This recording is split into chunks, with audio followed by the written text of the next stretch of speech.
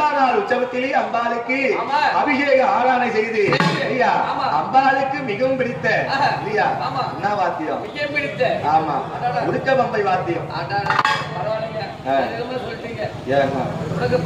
ஆமா அப்படி இருக்க அம்பாளுடைய வர்ணனை சொல்ல வேண்டும்.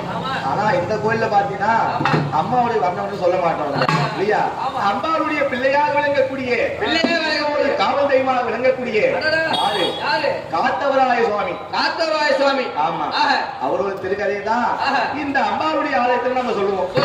ஆமா ஆமா ஏன்னா காத்தான் கழுவு ரொம்ப சிறப்பான விசேஷம் இல்லையா அது மட்டும் இல்லாம அதுக்கு முன்னாடி பாத்தீங்கன்னா படுகளம் போடுவாங்க. படுகளம் போட்டு